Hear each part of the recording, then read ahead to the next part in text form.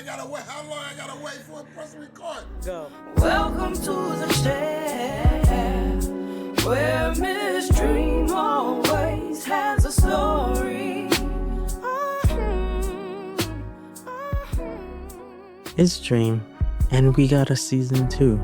Your Black Bostonian here, a product of a single mother who I work to make proud every single day. I'm a 3-degree holder, your veteran educator, your tech entrepreneur, and founder of the Chair platform. My platform is dedicated to supporting Black and Brown people on their hair journey by creating hair boards, connecting to hairstylists, and sharing haircare tips for a more joyous experience. My podcast is about sharing hair stories, educator stories, entrepreneurship stories, and stories surrounding identity with goals to leave you laughing, learning, and advocating. So come in and listen to the stories in the chair. Where we share stories in the chair. Hello, beautiful people. This is Dr. Ping. Dr. Ping, can you please introduce yourself? Hi, everybody. My name is Ping Ann Addo. First name Ping Ann and last name Addo. And Dr. Ping is just fine. I am a 20-year-long resident of Boston. I work at UMass Boston, where I teach anthropology and I do research on a number of things: transnational migration, art creation, race and resistance, and a little bit on gentrification and marronage. And I'm happy to be here. On my podcast, we talk about identity, entrepreneurship, and where people have landed in their world. And we also talk about hair, because for my podcast, hair is a foundation of not only beauty, but conversations and identity and ways of connecting. And so I was curious to know, do you remember the first time you fell in love with your hair?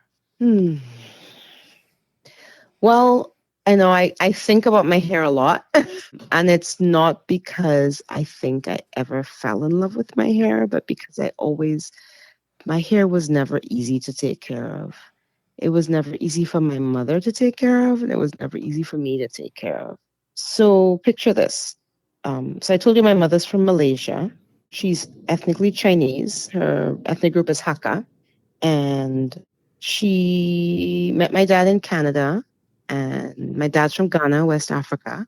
So they were both, foreign students at this university in Ottawa. And they met in the early 70s and they got married. They had me.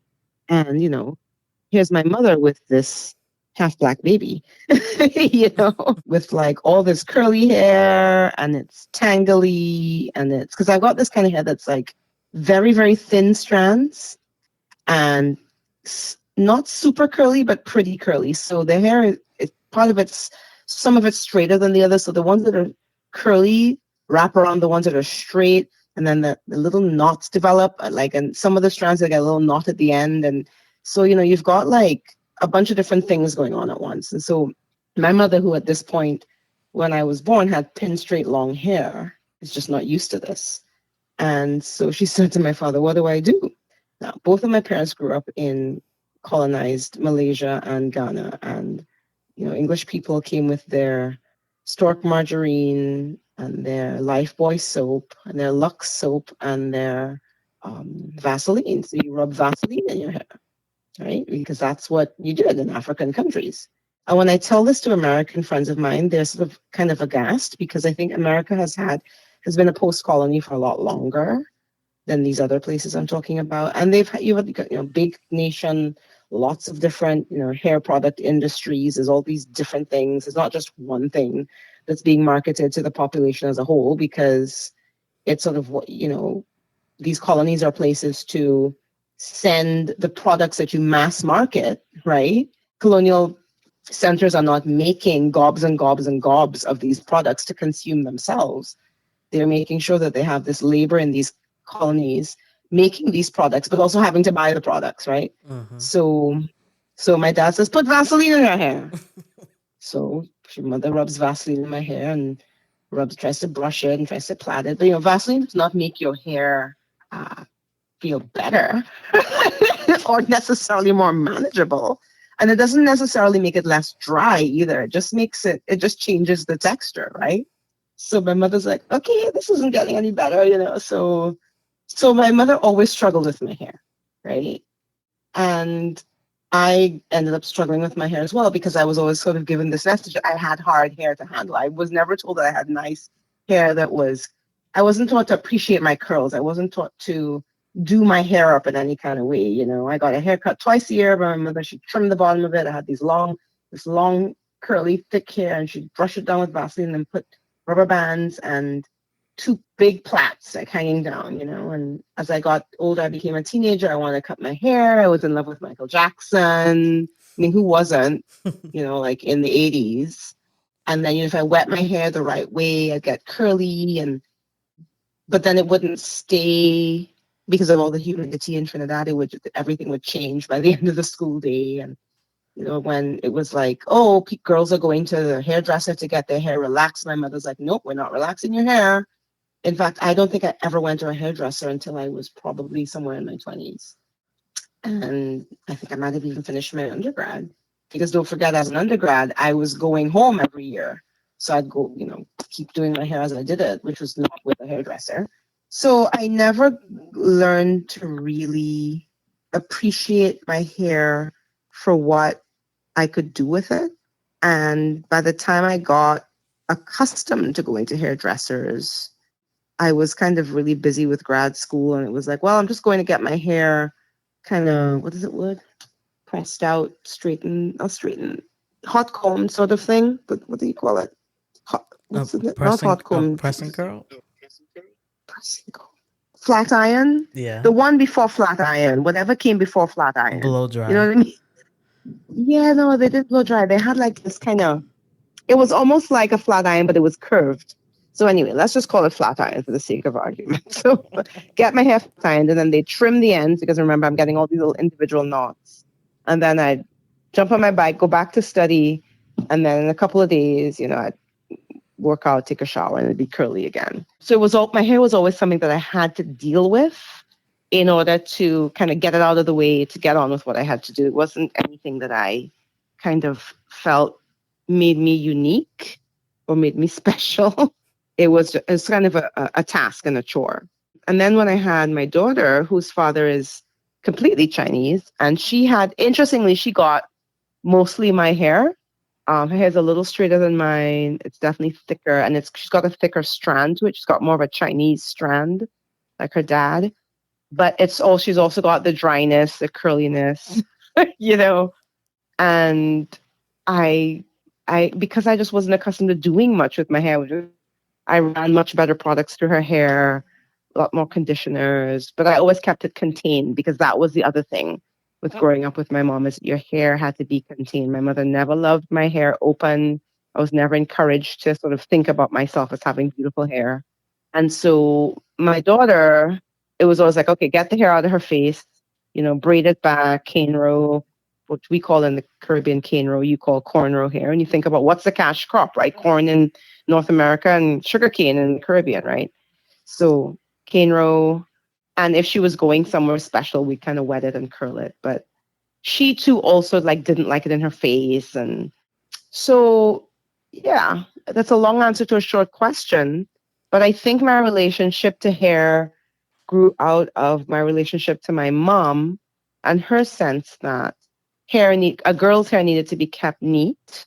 And if it couldn't be kept neat because it was neat on its own, like straight hair just kind of falls in its own lines, then you do all that you can to kind of brush it back and keep it contained, or plait it and keep it contained.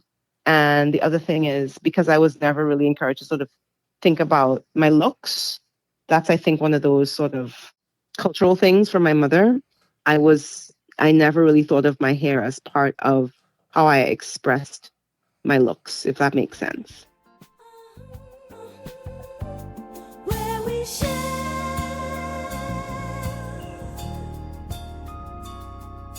stories in the chair.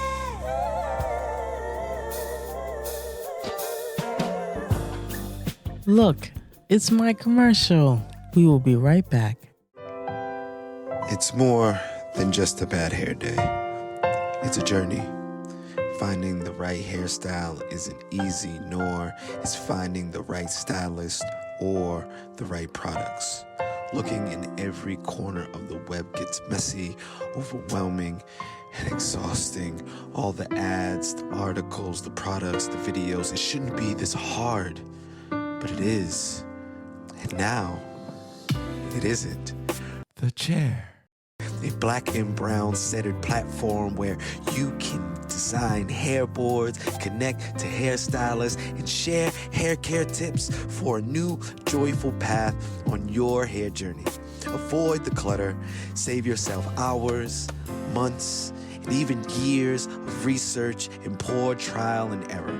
Everything you need and only what you need is in one place. Hair boards made by people like you, for you.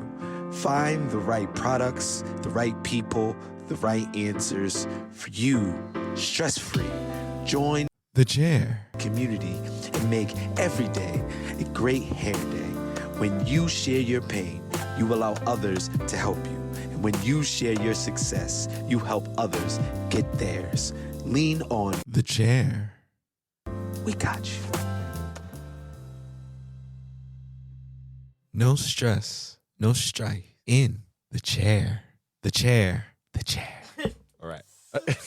Oh, and if you're interested to learn more about my experiences as a Black woman and educator in Guangzhou, China, I wrote my first ebook titled Nowhere and Everywhere, Capture the Emotions of a Beautifully Broken Love Story. It is on lulu.com. Take a read and see some beautiful photography of mine. Enjoy the rest of the show.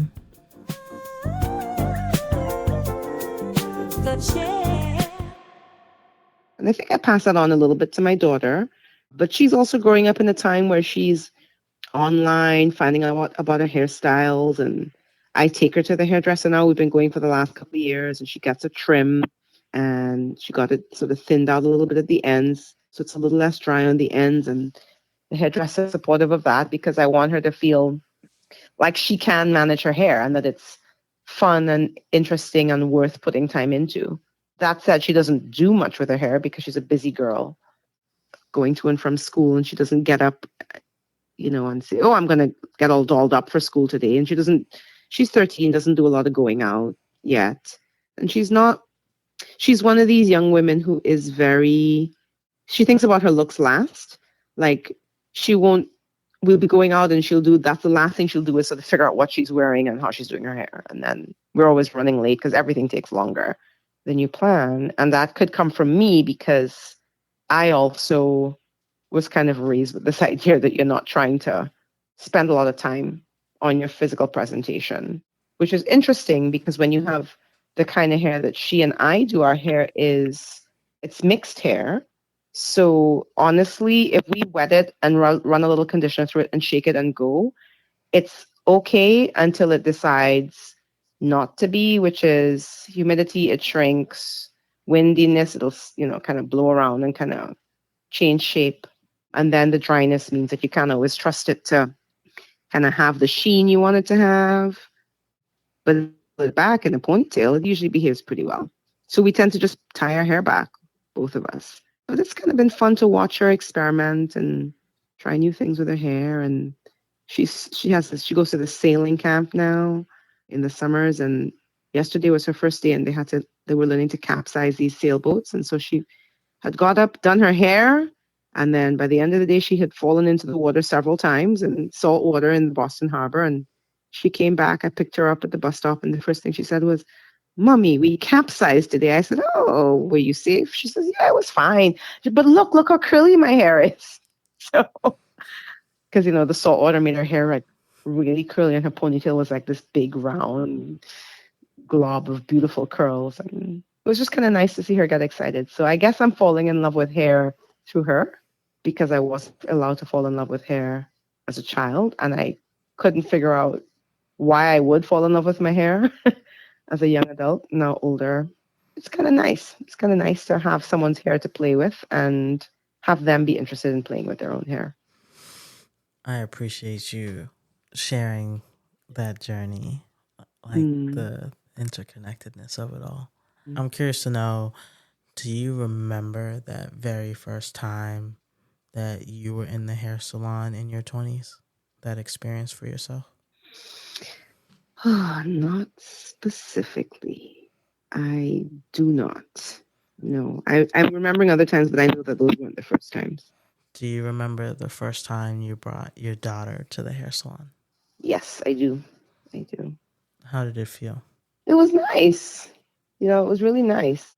She looking at herself, a big mirrors, and she sat there and someone put a cloth around her neck, and it wasn't someone. It was actually this wonderful woman named Maria who owns Delilah and Linda's salon on Dorchester Avenue in Dorchester, not far from where we live. I've been going to her for years, 15 years, maybe more. I go for my every few months trim, and even my husband goes and gets his hair trimmed there. My son used to go and get his hair trimmed there until he started growing dreadlocks. And to clarify, my son is my husband's son. He's my stepson who's been living here with us for 11 or 12 years now. He's 26. So my daughter has a big brother. But taking my daughter to Maria for the first time, she was clearly sort of really excited. And she went because, I had said to her a few times before, do you want to go to Miss Maria? Oh, no, it's fine. And then one day she was kind of frustrated about what was going on with her hair. She had been wanting it cut, I want shorter hair. I want to have this hairstyle and that hairstyle. I said, well, in that case, then you're going to go to Miss Maria, because I don't want to trim that much hair off you and not know what I'm doing. It's fine to trim an inch here and an inch there, but we're not doing 5 or 6 inches unprofessionally. And so she was pretty excited to go, and she didn't show her any pictures or ask for a particular style. She just said, I want a nice haircut that's about this length, and I want to know what I need to do to keep it looking nice. And so they had a nice conversation, and I felt really oh, okay, I don't have to do this by myself, I don't have to figure this out, and I don't have to be all inadequate with it over here by myself, when there are people who I trust, who are excited to do it. And my daughter is feeling pretty special right now. It's nice. It's nice to have your kid feel special. Because again, I think that I wasn't raised to make kids feel special, if that makes sense. I was raised to make sure that they did their learning, did their chores, were respectful, were nice people.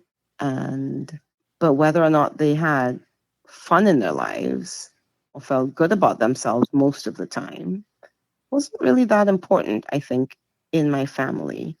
And mostly that was because I think that what was emphasized was doing well in school. And I liked school. I genuinely liked school. I loved learning. I loved my friends at school. And as long as everybody was happy with that, including myself, then things were fine. But, this is a different culture and a different time. And kids need validation that comes from something other than their family's approval, or the community's approval. And are you excited for the future with her on our hair journey, since you're at the beginning of teenage life?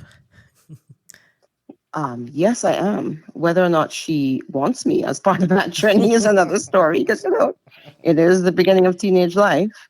And she's learned, she's experimented and done things and tried different styles. And like I said, every time she goes to Miss Maria, she learns about a different product, and usually we get a bottle of it and she brings it home, she tries it.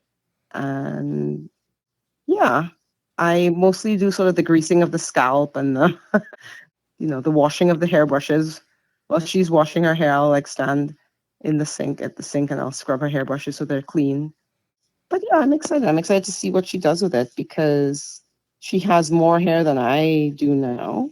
She has about the same amount of hair as I did as a teenager, but she also has the permission and the interest and the information to do more with hers than I did with mine. So I'm excited. I'm excited to see what she does. Well, Dr. Ping, thank you so much for sitting in the chair and sharing your stories. I truly, truly appreciate it.